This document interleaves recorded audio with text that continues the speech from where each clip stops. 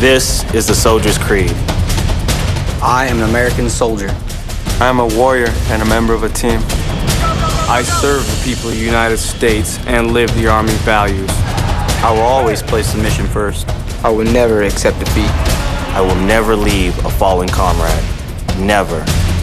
I stand ready to deploy, engage, and destroy the enemies of the United States of America in close combat. I am a guardian of freedom and the American way of life. I am an American soldier.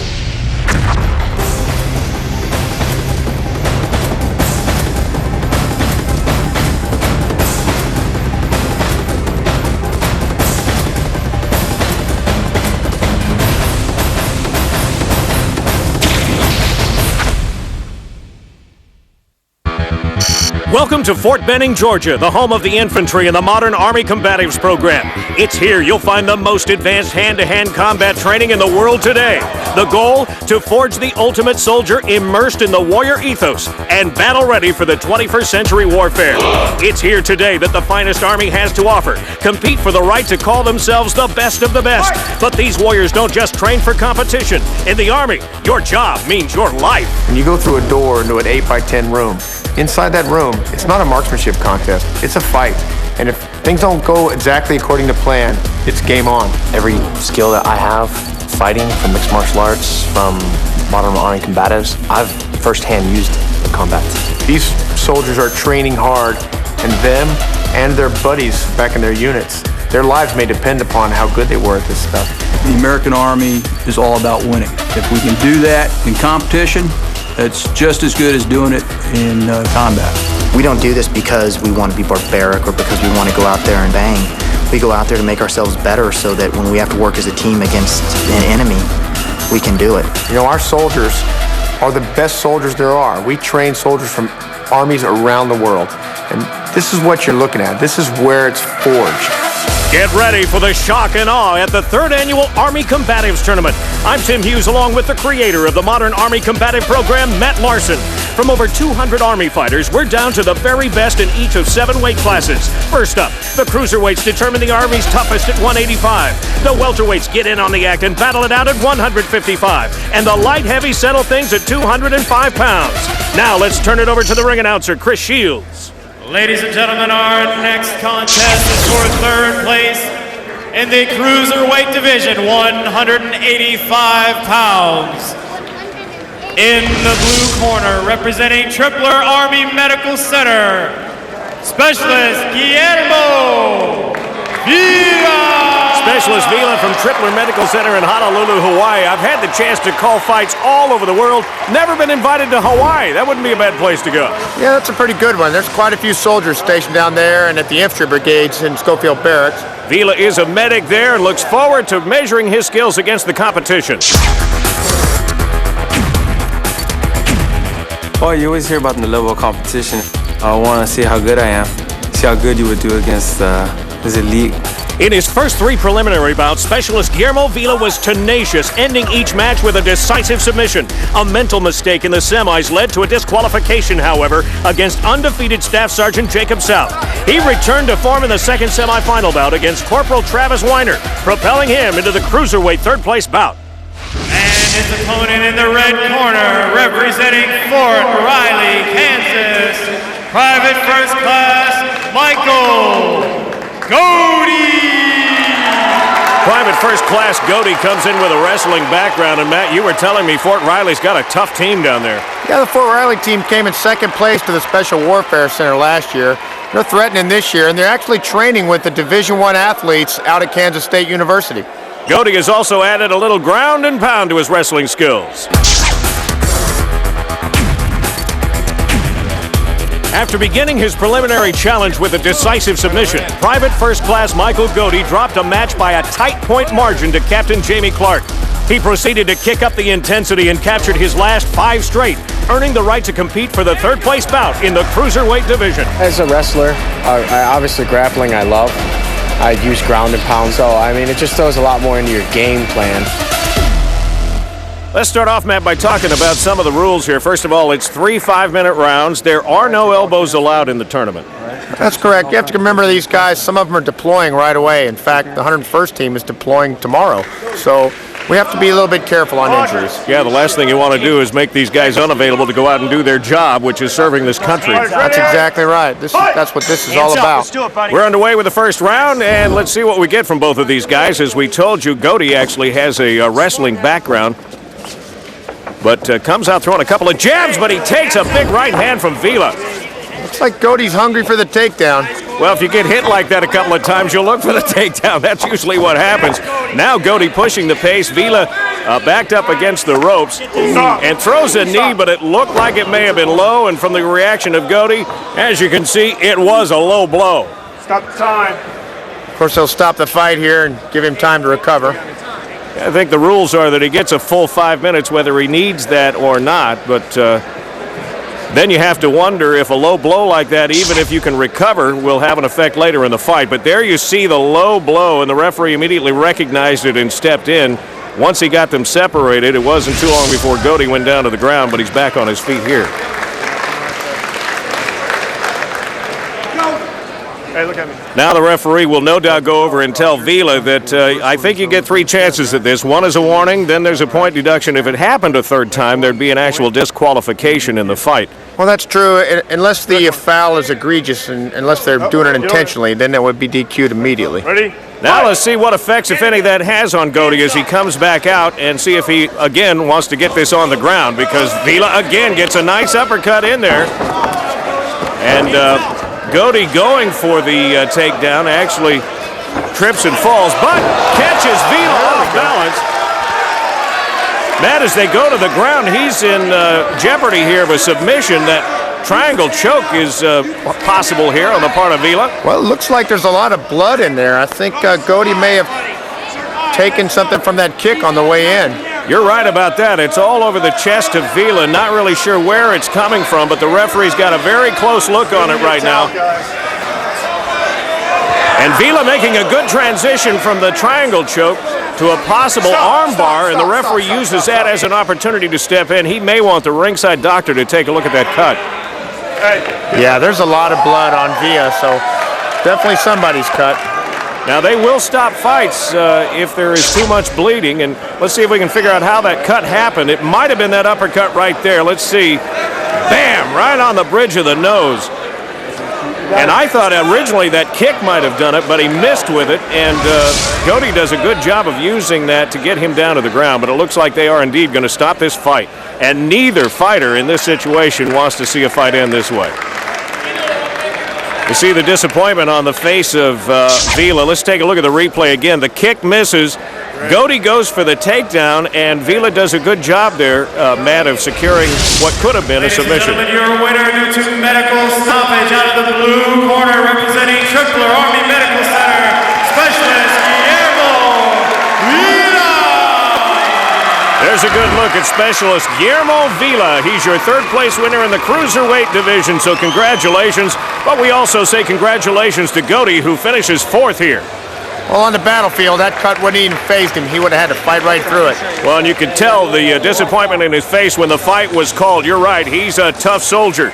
We'll be back in just a moment with a Cruiserweight Championship bout. Staff Sergeant Jacob South and Private First Class Gary Tate. Now an inside look at how these competitors score points. The first way we can make points is takedowns. There are 2 types of takedowns. I can take them down to a dominant or non-dominant position. So if I was here with Sergeant Chappelle and I tripped him through like this and ended up inside of his legs, this is a non-dominant position, so this will be a 2-point takedown. The other type of takedown will be to a dominant position. If I got into a clinch position of some sort and I took him down and ended up past his legs like this, I'm now in side control, which is a dominant position, and so this would be a 3-point takedown. Not only do we give points to encourage good combative actions, we also award points to discourage poor combative actions. If I were to take Sergeant Stelly down, that would be a 2-point move. Now, if I was to let him back up by disengaging and allowing him to get back to his feet, he would be awarded 2 passivity points.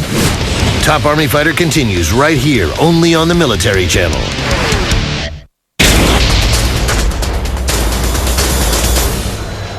Ladies and gentlemen, our next contest is to determine the champion in the cruiserweight division, 185 pounds. Fighting out of the blue corner, representing Fort Campbell, Kentucky, Private First Class, Gary Tate. Private First Class Gary Tate out of Fort Campbell, Kentucky. Now, his coach, John Rankin, is a professional MMA guy, isn't he? Yeah, he's got 60-plus professional fights, and he's also a preacher with a ministry of manly Christianity. Tate told us that he really enjoys learning these MMA skills, real-life skills that he can use on the battlefield. It's important to know how to defend yourself, especially in combat, because you never know what can happen, and it just gives you a little bit more tools to use. Private First Class Gary Tate put those tools to good use at the Army Combatives Tournament. Tate swept through all 4 of his preliminary and semifinal bouts by unanimous decision, earning a coveted spot in the Cruiserweight title match. And his opponent fighting out of the red corner, representing Fort Knox, Kentucky, Staff Sergeant Jacob South. Staff Sergeant South out of Fort Knox, Kentucky. What do we know about Fort Knox? Well, Fort Knox is actually where we train all the armored forces. Sergeant South is a drill sergeant up there. He was a truck driver during his first tour in Iraq, which is actually one of the most dangerous jobs over there. He looks forward to the mental part of this matchup. Staff Sergeant Jacob South wasted no time, winning his first match by submission in just under a minute. His next 2 fights went the distance as he began to pick up steam, and his semifinal win over Specialist Guillermo Vila gave him 5 straight victories and a spot in the title bout. It's a chess game, and you bounce around different things till you get what you want. Break it, choke it, and it's done. Well, certainly from a training standpoint, when you hear South talk about breaking it and choking it, those are the attitudes you want to have of a soldier on the battlefield. But you got to be careful in a tournament like this because, Matt, these guys, some of them anyway, are deploying tomorrow. Well, it's true, but a soldier has to operate across the spectrum of force. It's not all kill, kill, kill. In the modern battlefield, we're the good guys. Sometimes you can't just go out there and hurt people. It's important to have these real-life situations and test those skills against an opponent. And we are underway with round number 1, the first of 3 scheduled for 5 minutes. South with the red gloves, Tate with the blue. Good low kick there from South. He takes another shot at him there, and immediately Tate shoots in for a takedown, but South doing a good job of defending it. Well, it looks like Tate's realizing he's getting beat on his feet. He's wanting the takedown really badly. And again, South sprawling out of that takedown. Stuck in the corner there. Looking for body control, and you can hear the corner asking for body lock, which he has accomplished. He being Tate looking for that takedown. Let's see if he can get it. He gets the takedown, but South has good control here. Pulls him within his guard. You can see there in the corner of Tate is Mario Esfija. He's a former world Brazilian Jiu-Jitsu champion. Some of the coaches that volunteer to help these teams are really world class. You see Tate trying to pass that guard and get some side control, but South doing a good job of holding him there. Now he starts to crawl up the body. Don't be surprised if he gets himself in position for the triangle choke, and here it comes. If he can just pull that ankle down in the crook of his knee, he's going to have Tate locked up. And there you see him reach for it and pull it in. Now the choke is on. The question is, can Tate get out of it? And maybe, Matt, what I should ask is, can you get out of this? Well, he's doing the wrong stuff. He needs to get good posture to get out of there, and it looks like he's giving it up. Yeah, he rolled to get out of it. And now there's a tap out. There's the tap out. You saw Tate turn and try and relieve some pressure. He might have actually made that situation worse when he positioned himself or repositioned himself there. So South obviously very happy. Tate did what no soldier wants to do, tap out or submit here. Let's get the official decision. Ladies and gentlemen, your winner by submission in 2 minutes and 8 seconds in round number 1. Fighting out of the red corner, Staff Sergeant Jacob South. Staff Sergeant Jacob South, your cruiserweight champion, but boy, I'll tell you, it just goes against The fiber of a soldier to ever submit or tap out. You certainly don't train him to do that except here. Well, you have to keep in mind that Tate's deploying to Iraq tomorrow, so he has to be healthy to be able to do it. What a fight. You're going to want to stay with us. Next up, it's the welterweight third-place bout. Staff Sergeant Marcos Gutierrez versus Robert Pinheiro. Good to go. Ladies and gentlemen, our next contest is for third place in the welterweight division, 155 pounds. In the blue corner, representing Fort Benning, Staff Sergeant Marcos Gutierrez. Gutierrez out of Fort Benning, Georgia, but his hometown actually Fremont, California. Here's a guy that can use these skills as a military police officer. Well, that's correct. I spoke to him before the fights, and he told me that every time he had been deployed, he had to use the skills he used in the arena. He considers his strengths intensity and focus. They say, you know, when you get in there, it kind of becomes a tunnel. You don't really think about anything else besides you and your opponent. And that really is what settles me down and makes me think about just doing my game. Staff Sergeant Marcos Gutierrez comes into this third-place bout with confidence. He defeated his opponent, Sergeant Robert Pinheiro, in his third preliminary match. But a submission loss to championship-bound Sergeant Jason Quast dropped Gutierrez back into a third-place rematch with Pinheiro. And in the red corner, representing the Oklahoma National Guard, Sergeant Robert Pinheiro. So here comes Sergeant Pinheiro, and I like the fact that he's here representing the Oklahoma National Guard.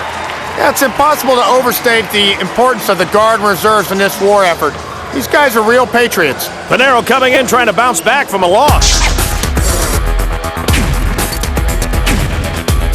Sergeant Robert Pinheiro has redemption on his mind. He defeated 5 soldiers on his way to the third-place title bout, including 2 impressive submissions. His only loss came in a decision against tonight's opponent, Staff Sergeant Marcos Gutierrez. Yes, I did come out with a loss, and that, you know, it hurts. It's a learning experience, and that's the way I got to take it. Tell you what, too, that's a healthy attitude on the part of Pinheiro. You hear fighters say it all the time, that a lot of times you learn more from a loss than you do from a victory. It's true, and it's important to tell the people at home that, you know, all these fighters, to get in these fights, they were the champion of whatever post they were at, and then after that, they had to fight through 200 competitors to get down to these final fights. Yeah, you see Pinheiro actually coming into this fight with a shiner before the opening bell even of round number 1, which happens right here, and we're underway with the first of 3 scheduled for 5. Pinheiro with the red gloves and Gutierrez with the blue. And both of them, it appears, want to lock each other up and do their fighting as grapplers here.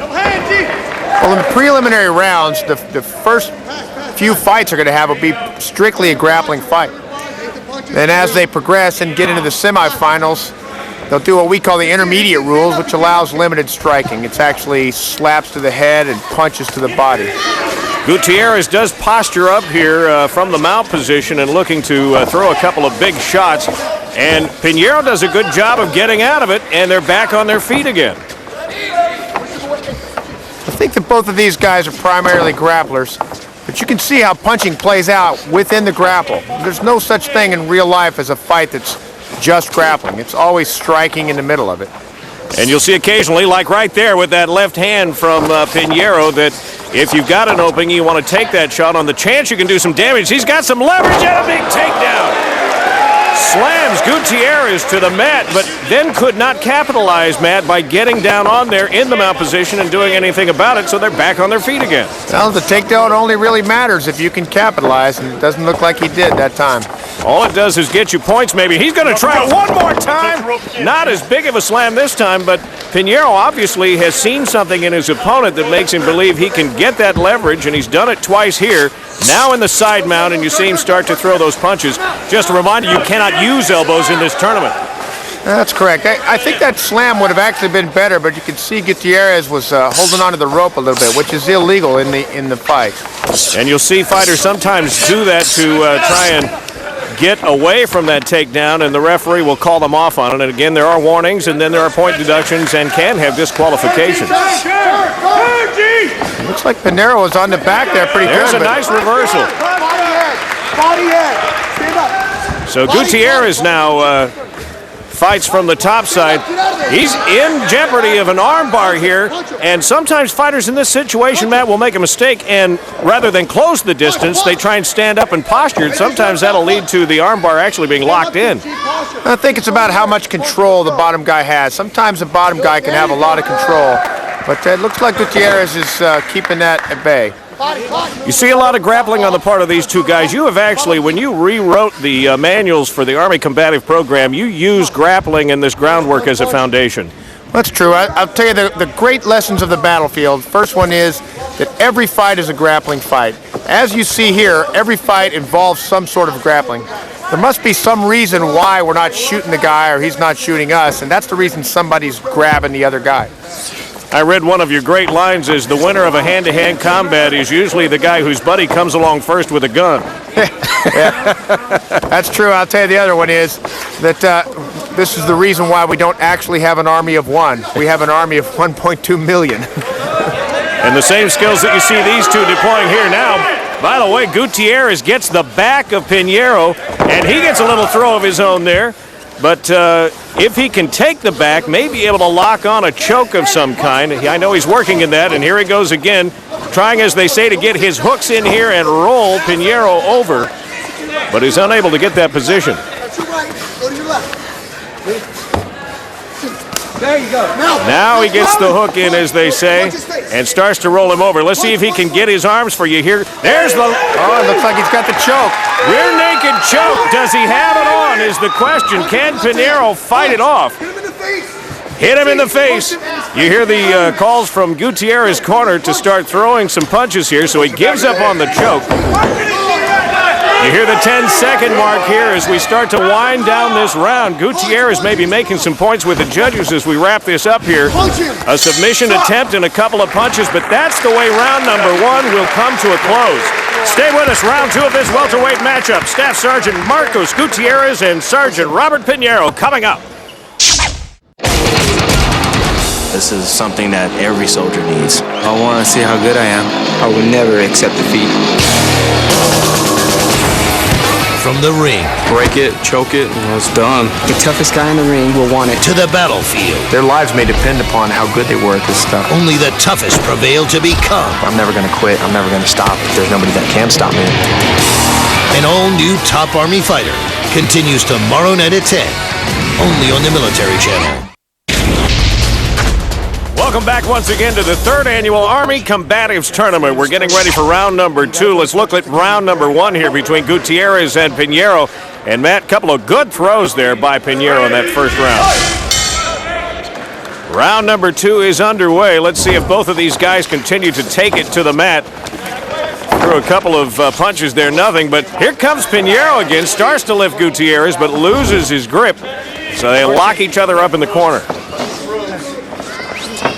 I think Gutierrez felt like he was getting the better of the grapple in the last round, and he's going to stick with that strategy this time. You see Gutierrez trying to get the takedown, looking for the single leg.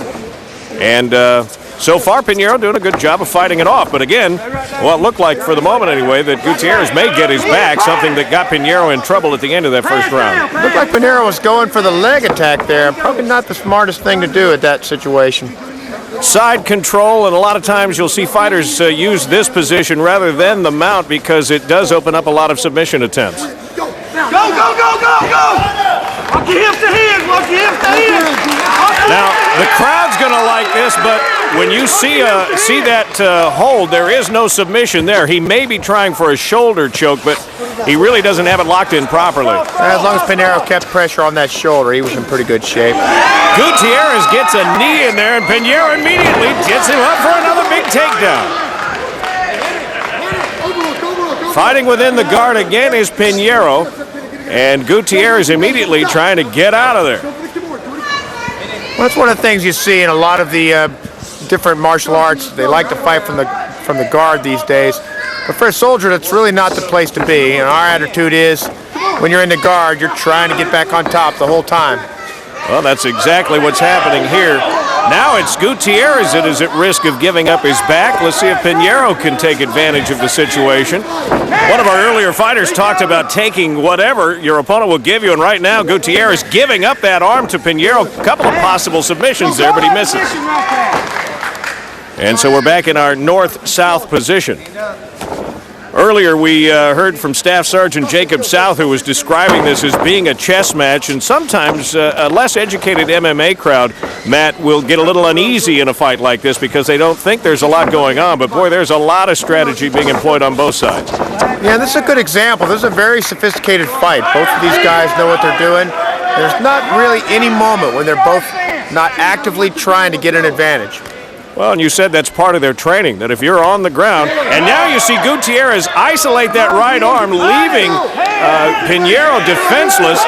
He has an opportunity, or at least had an opportunity, to get a couple of good shots in there. Now, since he's being tied up, he's going to use his shoulders to his advantage.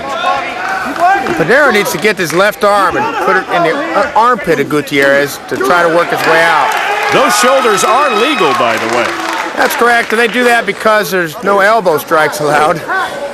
And what he's trying to do, of course, is create some space so that he can get back into throwing some punches, which he postures up and lands a couple of shots there on Pinheiro.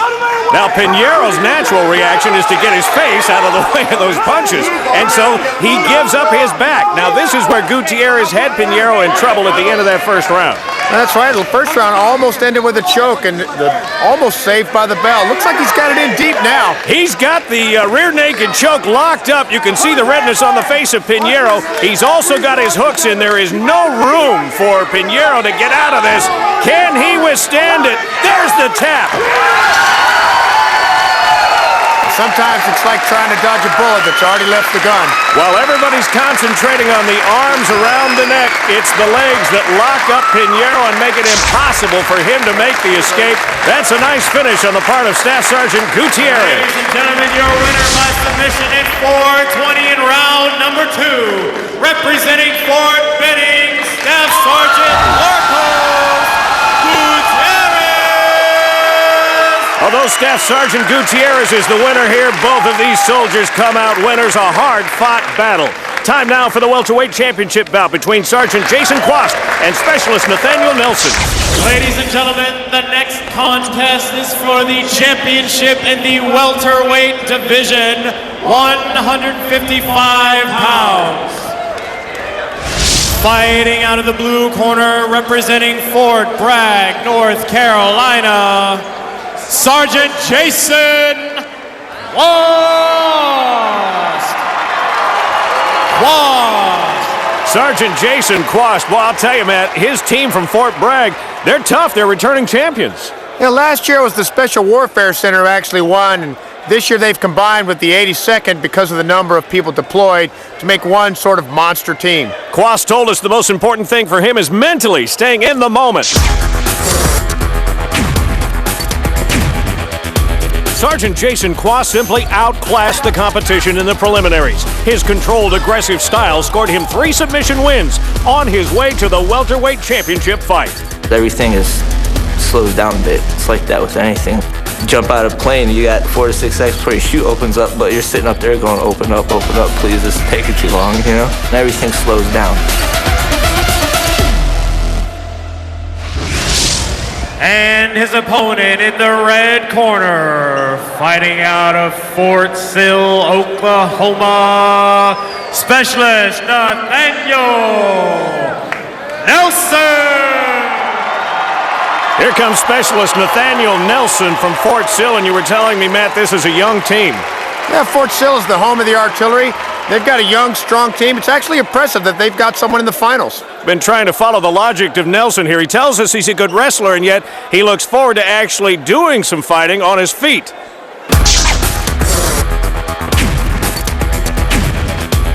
I'm a good wrestler. I don't like to be on the ground, so I kept the match on my feet so I could do my throws. With a combination of power and technique, Specialist Nathaniel Nelson scored 3 submissions and 4 straight victories on a solid march to the welterweight championship contest. I played my game. I've made him fight the way I wanted to fight. Specialist Nelson certainly talks the talk. We'll see if he can walk the walk, but we were talking about how young this team is, and he's a young kid. Why did it take so long, I guess, for this to actually take hold at Fort Sill, this program? Well, the Combatives program was a grassroots program. It actually spread around the Army only because of its success, growing out of the Ranger Regiment. And so it's sort of a virus model where you get instructors who can teach it, it gets going. We're underway with the first round of this one, and we'll see how that inexperience may or may not play into how this fight develops. It's Nelson with the red gloves, Quast with the blue, and they are locked up here against the ropes. Now, Quast may have an advantage here simply because he has the underhooks, meaning his arms are underneath Nelson's, and he uses that leverage for the takedown. That's why sometimes you'll hear the corners yelling for the underhooks. Looks like Quast needs to free his arms up or he's liable to get rolled here. He's locked up, and he's also in the mount position. We haven't seen a lot of this tonight, but the mount position being the most superior position in all of MMA, the question is what can Quast do with it here? And he has to be careful that he doesn't get too high, so he tries to soften up the opponent with a couple of blows to the midsection. And you can see the inexperience of Nelson here, holding on like that. Generally speaking, when you're underneath the guy, holding on is not what you want to do. And yet, look at Nelson back on his feet. As rare as the full mount is tonight, getting out of a full mount position that easily is even more rare in any MMA organization. I think Nelson is strong as a bull. And he used that strength to his advantage there, but he needs to get his head up and out of there. He's at risk of a guillotine choke if Quast really wanted to lock it on. Now Nelson gets some space and he comes out throwing. Nelson does a good job whenever they get some room to start throwing a lot of punches. And there's the wrestler in Nelson. He told us he was a good wrestler. He shows it with a good takedown there. So now what does he do with it? He's in the guard of Quast. Quast has done a good job of locking up that right arm. You may not pay too much attention to that, but now he frees the arm, and you can see why. And at risk of an armbar submission, but correct me if I'm wrong, Matt, he'd be in a whole lot more trouble if it was just one instead of both arms in there. Well, he's blocking it somewhat, but it looks like the only thing keeping Quast from finishing it is the angle. He has a little bit difficult angle on the elbow. Quast trying to rear back a little bit, get some leverage here, and put some tension on that arm. What is it? Well, Nelson picked him up and put him down, and the referee immediately steps in. If I'm not mistaken, we're going to get a disqualification here. Ladies and gentlemen, your winner by our referee stoppage disqualification out of the blue corner, Sergeant Jason Long.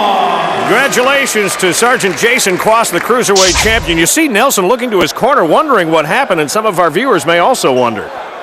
Well, the rules are a little bit different than they are in regular mixed martial arts. You have to remember, some of these soldiers are deploying to Iraq as early as tomorrow. And you're trying to prevent injuries, of course, and so an illegal slam leads to a disqualification. Stay with us. We'll be back with the light heavyweight third place bout. Staff Sergeant Benjamin Bradley Jr. and Specialist Derek Lehman. Ladies and gentlemen, our next contest is for third place in the light heavyweight division, 205 pounds. In the blue corner, representing Fort Campbell, Kentucky, Specialist Derek Lehman. So here comes Specialist Derek Lehman of the 101st in Fort Campbell, Kentucky, and you've got to wonder about his mental state coming in here, Matt, because these guys deploy tomorrow. That's right, the 101st begins their deployment tomorrow, and some of these guys will be in Iraq within 24 hours of these fights.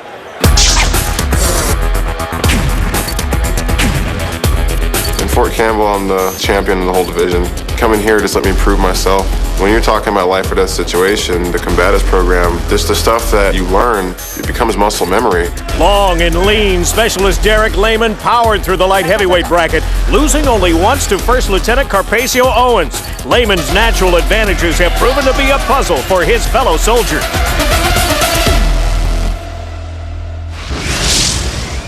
And his opponent in the red corner, representing Fort Gordon, Georgia, Staff Sergeant Benjamin Bradley. Staff Sergeant Benjamin Bradley out of Fort Gordon, who, if I'm not mistaken, last year fought at heavyweight for his team.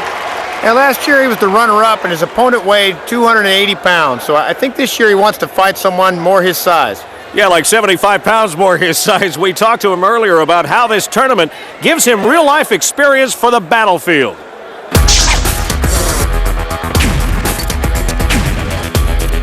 When we go to war, you got to get that warrior spirit to go in there and bring the fight to the enemy and defeat them and win. So this is something that every soldier needs. Staff Sergeant Benjamin Bradley Jr. is a submission specialist. His first two opponents each tapped out in under a minute. Staff Sergeant Tim Kennedy turned the tables in the third preliminary, but Bradley wasn't derailed. He scored submissions in his final 3 bouts en route to the light heavyweight third-place matchup. I questioned a moment ago what the mental state of Layman and the 101st might be as they get ready for deployment tomorrow, but talk to me about the mental state of any soldier stepping in the ring here. Well, you know, we say in the combatives program that we're not going to win this war because we're great hand-to-hand fighters, but we're going to win because of what it takes to be a great hand-to-hand fighter. If you think of all the talk we get about what it means to be a warrior, we like to say the defining characteristic of a warrior is the willingness to close with the enemy. So that's the same, you know, going through the door in Anbar as it is stepping into the ring here. Here come 2 warriors as we get underway for the first of 3 5-minute rounds, and both of them kind of feeling each other out here.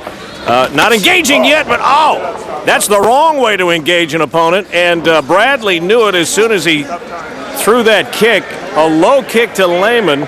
And, you know, they do wear protective cups, but if you've ever played baseball or played any sport where you wore a cup, it still hurts when you get kicked square, and that's pretty square right there. That hurts right there. You know, one of the things about another look at it. Now, he's got the same 5 minutes we talked about on an earlier bout to recover, and I think his coach is going to come in here. It's important for these guys to know, and I guess you just go into the ring knowing that even though you're out there mano a mano, you're never by yourself. You've got teammates and you've got good coaches backing you up. Well, I'd say, you know, one of the things we have to do is train guys for a real fight in Iraq where a guy might be trying to bite your nose off. Sometimes it's hard to dial that back to the arena where you're actually friends with the guy you're fighting with. It's all good. Yeah, you can hear him say it's all good. Bradley did not mean to kick, obviously, that low blow, but things do happen in battle. Things happen here in the rings of MMA. It looks like, though, Layman is ready to go, so we're back underway. A high five, and these warriors will get back after it.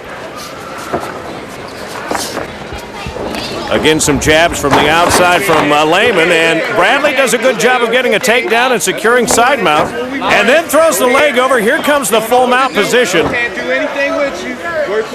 Layman knows he's got to do something to get out of here and quickly, and you see him trying to buck him off. Bradley's got to be careful he doesn't get too high. You know, Bradley's a pretty journeyman fighter. He's the head trainer up at Fort Gordon, and so he's got a lot of experience, a lot of time in the ring. Bradley, that is, trying to push Layman's head to the mat and gain some space, and obviously on the other side of things, Layman doing what he can to close that space and not give Bradley any room to throw. Both of them just battling for position here, and Bradley so far doing a good job of keeping his balance and staying in that mount position. Now goes for an armbar, but just misses. Let's see if Layman can take advantage of that. Still working on the arm, and he may have it. Boy, I'll tell you, the referee had no choice right there but to step in and stop this fight. Everybody in the gym knew that was a dangerous hold and possible injury coming. Ladies and gentlemen, your winner by submission, representing the red corner in Fort Gordon, Georgia, Staff Sergeant Benjamin Bradley. Staff Sergeant Benjamin Bradley, your third-place winner. Here's that armbar, and boy, as soon as that elbow got popped the other way, the referee was quick to jump in there. Everybody in the gym knew this one was over. Stay with us. We'll be back with the Light Heavyweight Championship. Staff Sergeant Tim Kennedy and First Lieutenant Capacio Owens. The next contest is to determine the champion in the light heavyweight division, 205 pounds. Fighting out of the blue corner, representing Fort Bragg, North Carolina, First Lieutenant Carpaccio Owens. First Lieutenant Carpaccio Owens comes in wearing that airborne flag proudly. Yeah, that's the flag of the 82nd Airborne Division that he's assigned to. He actually just got back from Afghanistan with the division. He says this venture into the ring is as much about understanding yourself as it is understanding your opponent.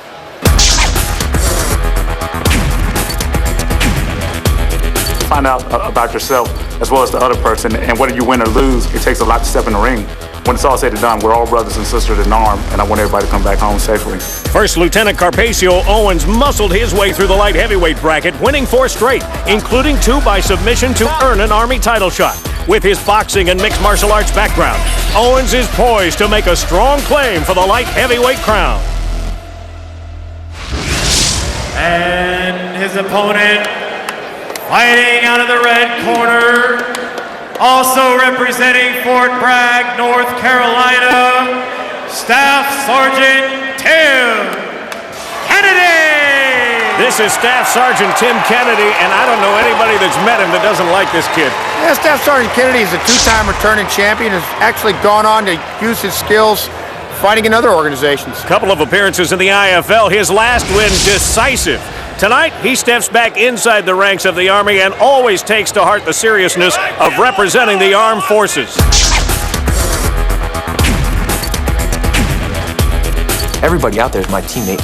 I just want to do enough without hurting them, to finish the fight. Staff Sergeant Tim Kennedy is a 2-time defending light heavyweight champion, and he showed why in his preliminaries, scoring 3 submissions and a TKO en route to a 3rd straight final. He demonstrated the superior strength and skill he's known for. That mindset of I'm never going to quit, I'm never going to stop, there's nobody that can stop me, I'm the best in the world, it is always there. We haven't talked much about this tonight, but since we have a first lieutenant stepping in the ropes, does rank really matter in these situations? No, it really doesn't. In fact, in the 101st Division Championships, a Lieutenant Colonel got KO'd by a specialist. So these guys are not only brothers in arms in the Army, but they are teammates. They both come from Fort Bragg. Yeah, the Fort Bragg team this year is a compilation of the Special Forces team and the 82nd Airborne team. So that's these 2 guys in a nutshell. We are underway, and you won't have to wait too long for some fireworks in this one. That is a signature of Tim Kennedy, I guarantee you. We've seen a lot of grappling today, and indeed, Matt, we've talked about that being the foundation of your training. But both of these guys have MMA experience outside the ranks of the Army, and they're well-rounded. That's exactly right. I mean, a soldier has to use the tools that he has at his hand to accomplish the mission he's got, whatever that mission happens to be. Tim Kennedy looks like he's setting up for a takedown here. He's got body control on Owens, but whether he can actually get the throw or not, we'll wait and see. A couple of good inside knees, and there's the throw. Immediately moves to the back, and Owens does a good job of, well, almost getting out of it, but finds himself on his back. So half-guard position now for Kennedy, who will begin to rain down the bombs, and we'll see how Owens counters. I think the way Kennedy likes to fight is to get some space and drop the bombs, and I think you can probably expect to see that from him. He'll look for head control for a while, and then he'll pop up, take a couple of shots, and get right back down on body control. We'll see if that's the tactic again today. A left hand that really goes nowhere there. Owens doing a good job for his part of closing that space, and you can see how that takes the leverage away from the opponent being able to put much behind those punches.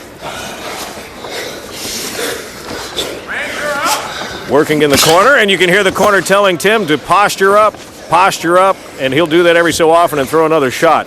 One of these is bound to get through at some point unless Owens can reverse the situation and gain top position. Owens is doing a good job of tying his arms up, so Tim is having a hard time getting those bombs loose. Yeah, and there's a good example of what you're talking about. So what does Kennedy do?